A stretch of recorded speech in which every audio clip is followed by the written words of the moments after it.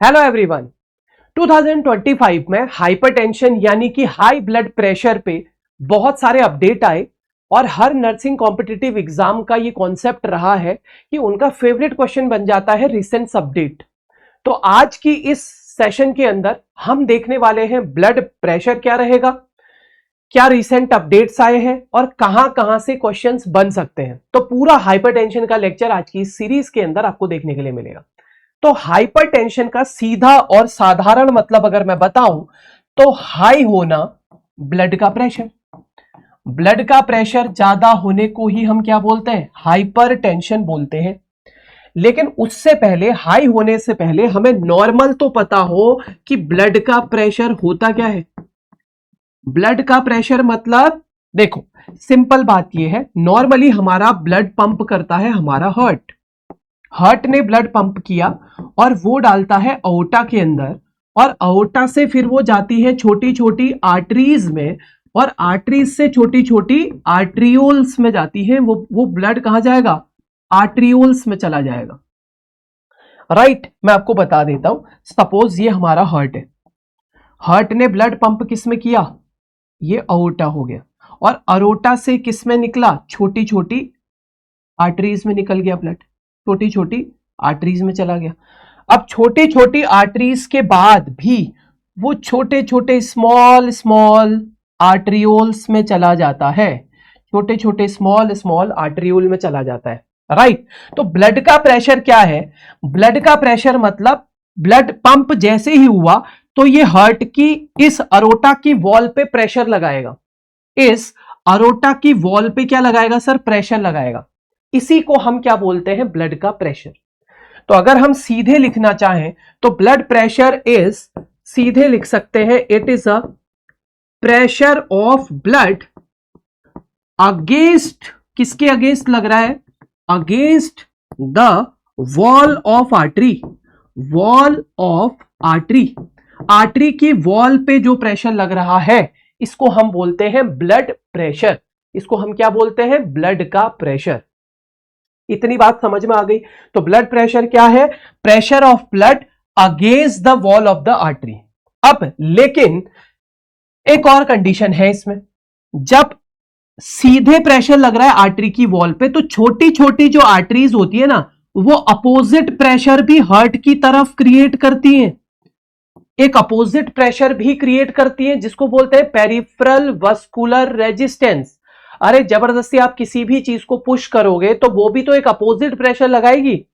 इसीलिए दूसरा जो प्रेशर है, जो अपोजिट प्रेशर लगाया जा रहा है, अपोजिट प्रेशर कौन लगा रहा है, opposite pressure by arteries, by arteries, opposite pressure by arteries, इसको हम बोलते हैं पेरिफेरल वस्कुलर रेजिस्टेंस।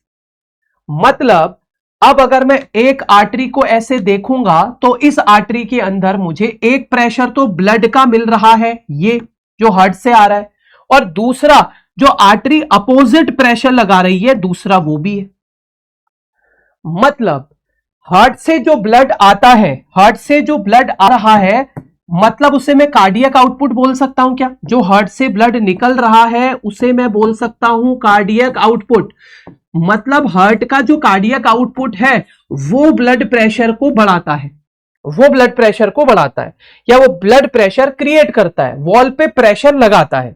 दूसरा जो हमारा पेरिफेरल वस्कुलर रेजिस्टेंस है, ये भी तो प्रेशर लगा रहा है। तो चाहे मैं बोलूं कार्डियक आउटपुट भी बीपी बनाता है और पेरिफेरल वस्कुलर रेजिस्टेंस भी ब्लड का प्रेशर क्रिएट करता है। इसीलिए बोला जाता है कि जो हमारा ब्लड का प्रेशर है वो दो चीजों पे डिपेंड करता है, कार्डियक आउटपुट पे और पेरिफेरल वस्कुलर रेजिस्टेंस पे। पेरिफेरल वस्कुलर रेजिस्टेंस जितना बढ़ेगा तो बीपी भी उतना बढ़ेगा, कार्डियक आउटपुट जितना बढ़ेगा तो भी बीपी उतना बढ़ेगा। तो नॉर्मली जो ब्लड का प्रेशर मेंटेन किया जाता है, कार्डियक आउटपुट और पेरिफेरल वस्कुलर रेजिस्टेंस को मेंटेन करती है। अब बात करते हैं तो सर फिर नॉर्मल ब्लड का प्रेशर कितना होता है, नॉर्मल ब्लड का प्रेशर कितना है। तो नॉर्मल ब्लड का प्रेशर है 120/80 mm of Hg। क्या आप भी यही मानते हैं? अगर आप ऐसा सोचते हैं तो आप बिल्कुल गलत है, क्योंकि अमेरिकन हार्ट एसोसिएशन बोलता है कि 120/80 से कम होगा तभी हम आपको नॉर्मल बोलेंगे। 120/80 से कम होगा तभी हम आपको नॉर्मल बोलेंगे। लेकिन सपोज आपका ब्लड प्रेशर 120 भी हो गया, 120 से लेके 129 तक भी हो गया, अगर इतना भी आपका ब्लड प्रेशर है तो भी आपको बोला जाएगा अब नॉर्मल। पहले इसको प्री हाइपरटेंशन बोला जाता था, पर 2025 की अपडेट के बाद इस टर्म को नाम दिया गया एलिवेटेड हाइपरटेंशन। अगर आपका ब्लड का प्रेशर 120 से लेके 129/80 लेस देन 80 भी है तो उसको हम एलिवेटेड हाइपरटेंशन बोलते हैं या एलिवेटेड ब्लड प्रेशर बोला जाता है। पहले इसको क्या बोला जाता था? Pre hypertension. अब सुनिए नेक्स्ट कंडीशन क्या है कि स्टेज फर्स्ट किसे बोला जाता है? स्टेज फर्स्ट तब बोलते हैं जब आपका ब्लड का प्रेशर कितना हो, 130 से ऊपर हो, 130 से लेके 139 तक, तब आपको बोला जाएगा स्टेज 1। ठीक है। अब अगर स्टेज 2 कब बोला जाएगा? जब आपका ब्लड का प्रेशर 140 से लेके 90 या उससे ज्यादा हो, तब आपको स्टेज 2 बोला जाता है। और तीसरी कंडीशन आती है हाइपरटेंसिव क्राइसिस। हाइपरटेंसिव क्राइसिस का मतलब आपका ब्लड का प्रेशर 180/120 से बड़ा है या इसके बराबर है, तब आपको नाम दिया जाएगा हाइपरटेंसिव क्राइसिस।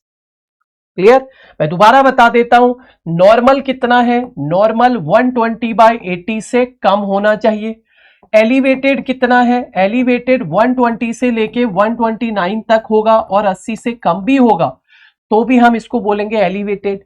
130 से 139 तक होगा तो स्टेज 1, 140 या उससे ज्यादा होगा तो स्टेज 2, और 180/120 से ऊपर होगा या इस बराबर भी होगा तो हम इसको बोलेंगे हाइपरटेंसिव क्राइसिस।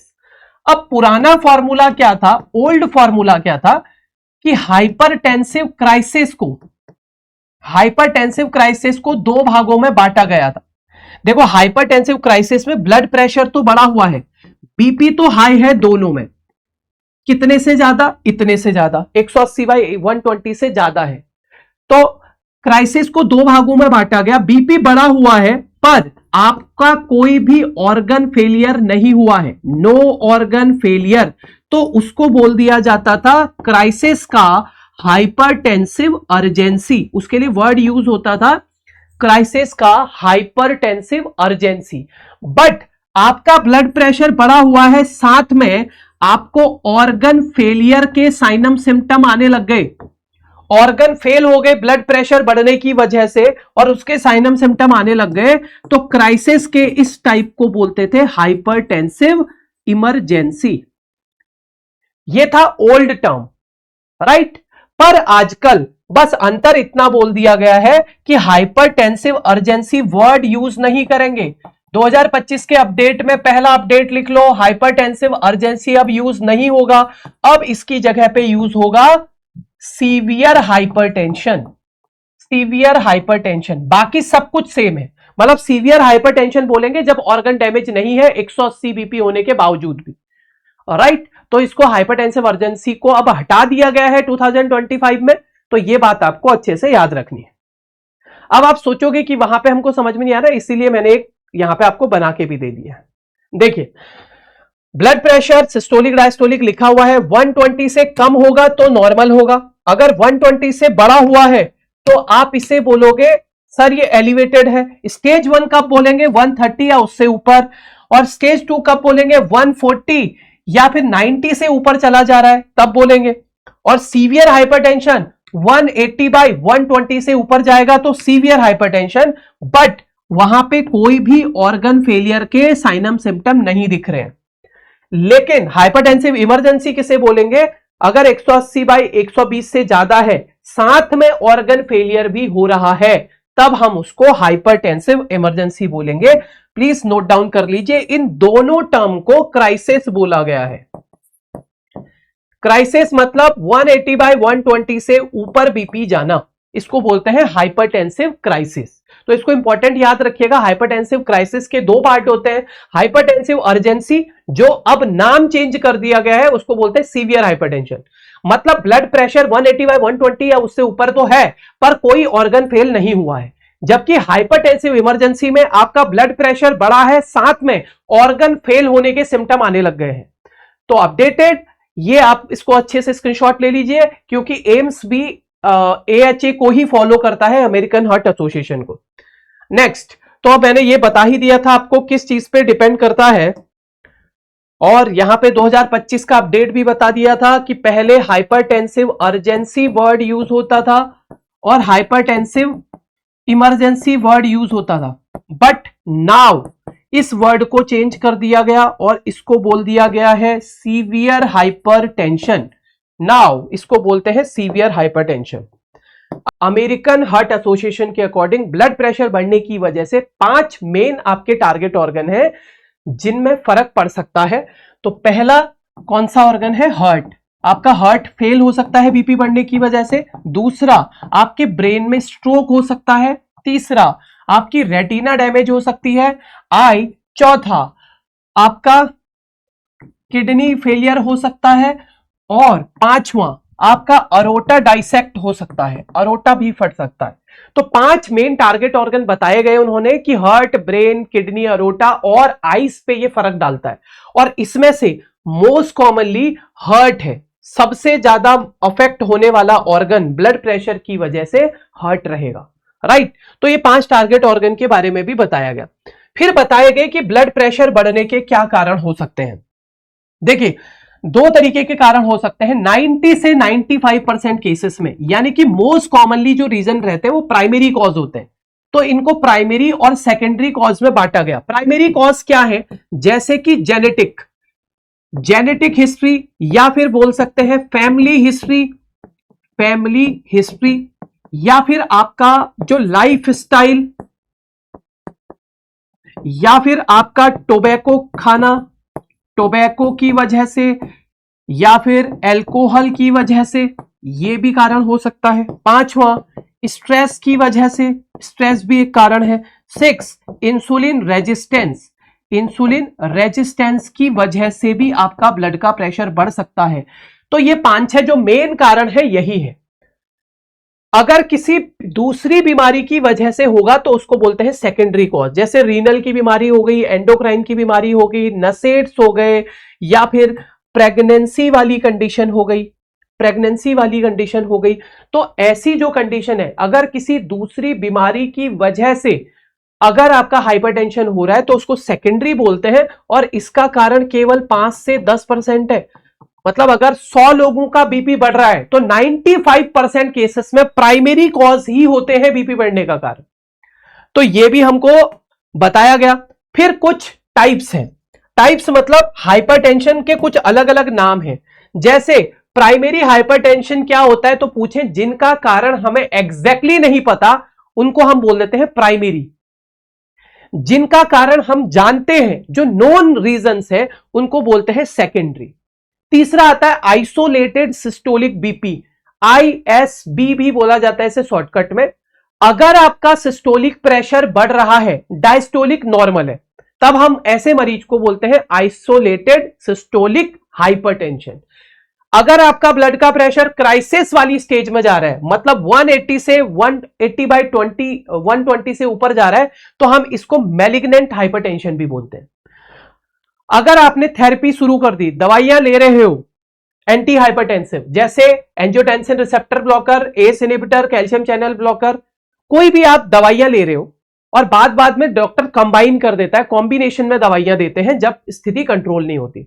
तो एक पेशेंट की अगर ट्रिपल थेरेपी चल रही है, ट्रिपल थेरेपी मतलब 3 कैटेगरी की दवाइयां चल रही हैं, उसमें से एक डायूरेटिक होनी चाहिए।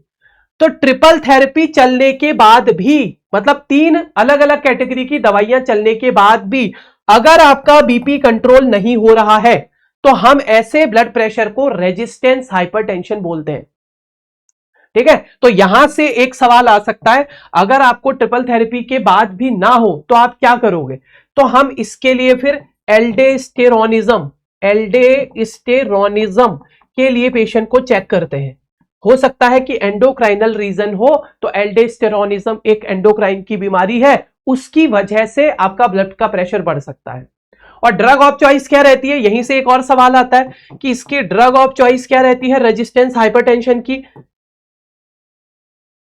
स्पाइरेनोलैक्टिन। इसकी ड्रग ऑफ चॉइस क्या रहती है, स्पाइरेनोलैक्टिन। तो ये ड्रग आपको यूज करनी होती है। इसके अलावा व्हाइट कोट हाइपरटेंशन क्या होता है, आपका ब्लड प्रेशर जब आप घर पे हो तो नॉर्मल है, घर पे हो तो नॉर्मल है, लेकिन जैसे ही आप हॉस्पिटल में जाके चेक करवा रहे हो बीपी बढ़ा हुआ आ रहा है, क्योंकि हॉस्पिटल जाने से कई लोगों को एंजाइटी हो जाती है, तो उनका बीपी बढ़ा हुआ आता है। इसको बोलते हैं क्या, व्हाइट कोट हाइपरटेंशन।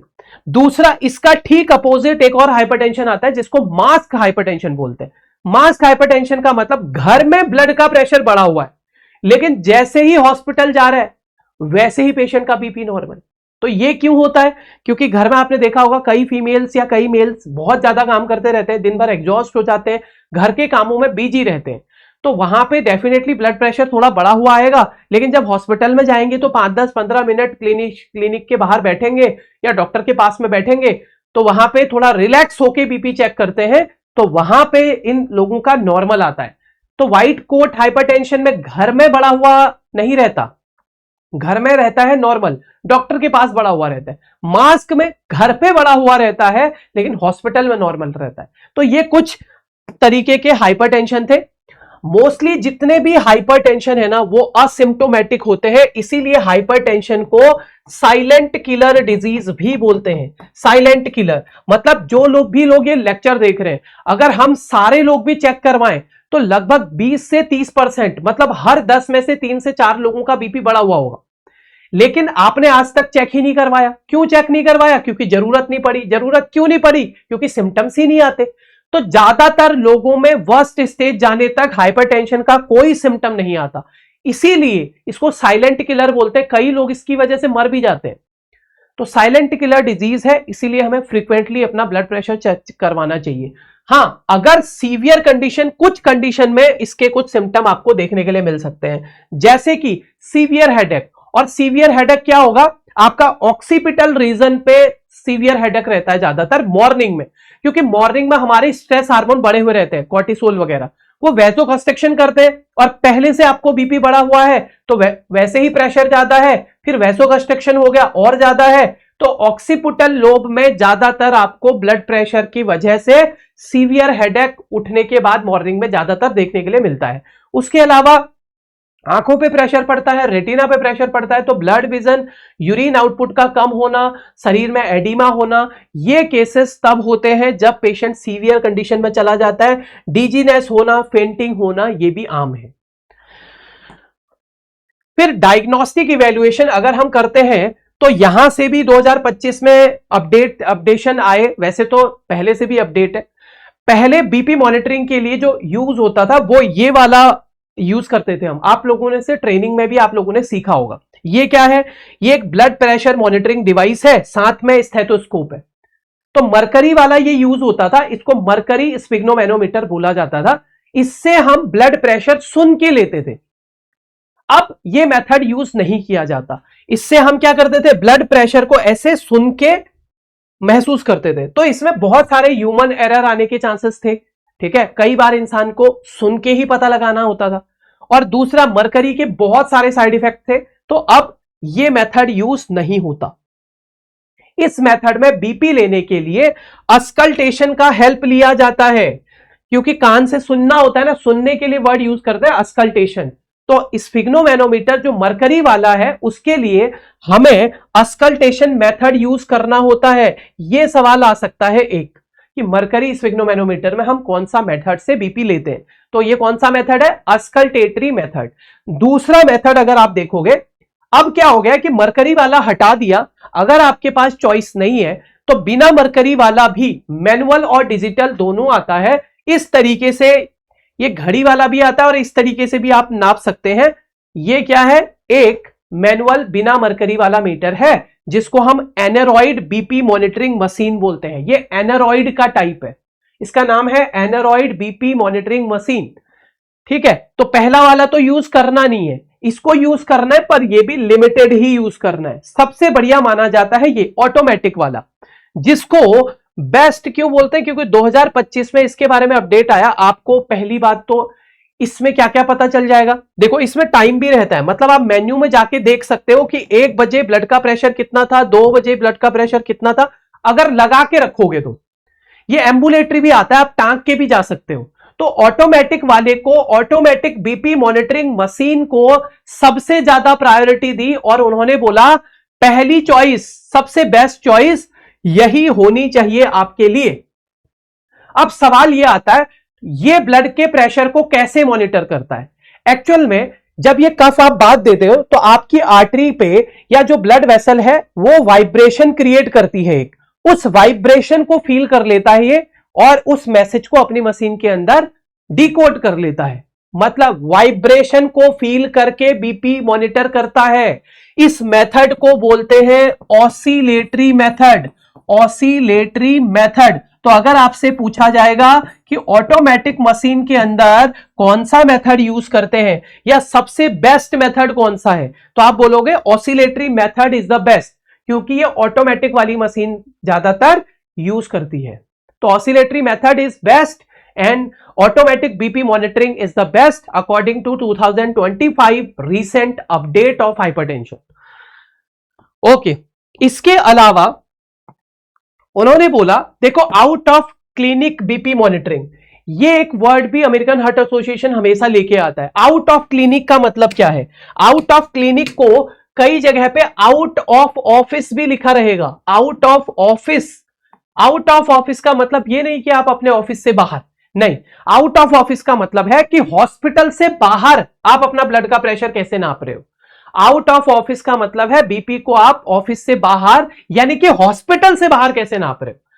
देखो, जो अगर हॉस्पिटल में तो ज्यादातर मैनुअली, पहले मैनुअल वाले यूज किए जाते थे, अभी भी वार्ड में आप मैनुअल वाले ही देखोगे। अभी भी वार्ड में जो आप मशीन देखोगे वो मैनुअल वाले ही मशीन देखोगे, राइट। लेकिन जो एक्चुअल अगर घर के लिए दे रहे तो वहां पे उतनी टेक्निक्स नहीं आ पाती, उतनी पढ़ाई लिखाई नहीं हो पाती। तो आउट ऑफ ऑफिस यानी कि होम के लिए, आउट ऑफ ऑफिस का मतलब है होम पे बीपी के लिए यही ऑटोमेटिक वाला बीपी मॉनिटरिंग मशीन सबसे बेस्ट माना जाता है। घर के लिए भी अमेरिकन हार्ट एसोसिएशन तो बोलता ही है, लेकिन होम के लिए भी सबसे बढ़िया बीपी मॉनिटरिंग मशीन ऑटोमेटिक ही है। अब इसके बारे में खास बात यह है कि 7 स्पेशल स्टेप्स बताए हैं अमेरिकन हार्ट एसोसिएशन ने। सबसे पहले उन्होंने बोला है डोंट हैव कन्वर्सेशन, मतलब अगर आप बातचीत करते हो तो उससे भी बीपी फ्लक्चुएट हो जाता है। तो जब भी आप बीपी नापो तो पेशेंट को 5 मिनट 10 मिनट बंद करने के लिए बोलो कि बोलना नहीं है। Use correct cup size 2 to 10 centimetre, देखो अगर आप टाइट कप यूज करोगे तो उससे क्या हो सकता है, ब्लड प्रेशर बढ़ा हुआ आएगा। और अगर आपने बहुत लूज कप यूज किया, लूज कप यूज किया तो उससे जो ब्लड प्रेशर होगा वो कम आएगा। क्लियर? तो इसीलिए करेक्ट साइज का कप आपके पास होना चाहिए, जिसका 1:2 रहता है, लेंथ और विद का, विद और लेंथ का 2 रेशियो रहता है। सपोज कर लो आपके आर्म की सरकमफ्रेंस 30 सेंटीमीटर है, तो 30 सेंटीमीटर का 40% होनी चाहिए विद आपकी और 80% होनी चाहिए लेंथ। 80% होनी चाहिए लेंथ, 30 का 80% होनी चाहिए लेंथ। मतलब 12 सेंटीमीटर, जो 12 सेंटीमीटर होगा, 30 का 40% हो गया 12 सेंटीमीटर इंटू 80% हो गया 24 सेंटीमीटर। 12 इंटू 24 का कप साइज होना चाहिए अगर आपकी आर्म सरकमफ्रेंस 30 है तो 40 इंटू 80 यानी कि 1:2 के रेशियो में आपके पास ब्लड कफ का साइज होना चाहिए। तो हमेशा करेक्ट कफ साइज यूज करना है, पीडियाट्रिक में पीडियाट्रिक और अडल्ट में adult size. Put cuff on bare arm, cuff arm, cuff के ऊपर क्लोथ को हटा के ही बीपी नापना है। कभी भी आप अगर ब्लड का प्रेशर नाप रहे हो तो आपको कपड़े के ऊपर अगर आप बीपी नापते हो तो उससे भी 5 से 10-50 mmHg तक बढ़ा हुआ आ सकता है। Support arm at heart level, देखो आपको हाथ को ऐसे टेबल पे रखना है, सपोर्ट देना है, ऐसे बीपी चेक कराना है। अगर आप हवा में रखोगे तो उससे भी अनसपोर्टेड आर्म में ब्लड प्रेशर बढ़ा हुआ आता है। Empty bladder first, bladder first, empty bladder का मतलब यहां पे है कि अगर आपका ब्लैडर फुल है तो उसकी वजह से भी प्रेशर जनरेट हो सकता है, तो पहले वो भी एम्प्टी करना है। कीप द लेग अनक्रॉस्ड, आपको लेग अपने फ्लैट करने हैं। सपोर्टेड बैक एंड फीट, ऐसे ही देखो लेग इनके फ्लैट होने चाहिए और पीठ पे सपोर्ट होना चाहिए, आराम से बैठे हुए होने चाहिए, तब जाके हम अच्छे से बीपी ले सकते हैं। तो ये 7 स्टेप है बीपी के। आपको कैफीन वगैरह नहीं लेना, स्मोकिंग वगैरह नहीं करनी है, 10 15 20 मिनट पहले से कोई चाय पानी नहीं पीनी है, गर्म कोई भी ड्रिंक नहीं लेनी है, खाना पीना नहीं खाना है, रिलैक्स होना है, तब आपको बीपी चेक कराना है। यही चीजें सारी इसमें लिखी हुई है। कोई smoking, caffeinated beverages, alcohol, exercise कुछ नहीं होनी चाहिए, ठीक है। वैलिडेटेड डिवाइस यूज करनी है, ब्लैडर एम्प्टी होना चाहिए, चुपचाप बैठना है बिना बातचीत के, प्रॉपर सेटिंग होनी चाहिए, आर्म रेस्ट होना चाहिए आपका, कफ बढ़िया करके रैप होना चाहिए, कोई बातचीत नहीं करनी है दौरान भी। Take at least 2 reading 1 minute apart. हमेशा जब आप ब्लड प्रेशर चेक कर रहे हो तो ब्लड प्रेशर एक बार चेक किया, यहां पे चेक कर लिया, चेक करने के बाद 1 मिनट का ब्रेक लिया, दोबारा ब्लड का प्रेशर चेक करना है। मतलब हमेशा 2 रीडिंग लेनी चाहिए, 2 रीडिंग लेनी चाहिए, ये बोल रहा है ये, ठीक है। अमेरिकन हार्ट एसोसिएशन की ये गाइडलाइन है। अगला लास्ट जो आता है कि फर्स्ट लाइन ड्रग्स बीपी के लिए जब हम यूज करने लग जाते हैं, वैसे तो लाइफ स्टाइल सुधारना, स्मोकिंग बंद करना, अल्कोहल बंद करना, हफ्ते में 5 दिन एक्सरसाइज करना, 30 मिनट पर डे कम से कम एक्सरसाइज करना, और एडिक्वेट अमाउंट में वाटर पीना, स्ट्रेस मैनेजमेंट करना, डाइट में सॉल्ट कम करना, और dietary approaches to stop hypertension, dash diet का यूज करना। डैश डाइट क्या होती है? डैश डाइट स्पेशली यूज की जाती है dietary approach to stop hypertension, इसके लिए यूज की जाती है। सोडियम कम होना चाहिए, मैग्नीशियम, पोटेशियम, कैल्शियम और फाइबर ये ज्यादा होने चाहिए, जिससे कि ब्लड प्रेशर आपका कंट्रोल रहेगा। इसके अलावा फर्स्ट लाइन में इसमें 2 से 3 ड्रग, 4 ड्रग यूज की जाती हैं, जैसे थियाजाइड डाययूरेटिक, थियाजाइड डाययूरेटिक पहली ड्रग ऑफ चॉइस है इसकी। इसके अलावा ARBS एंजियोटेंसिन रिसेप्टर ब्लॉकर और एस इनहिबिटर यूज किया जाता है। इसके अलावा जो हमारे लॉन्ग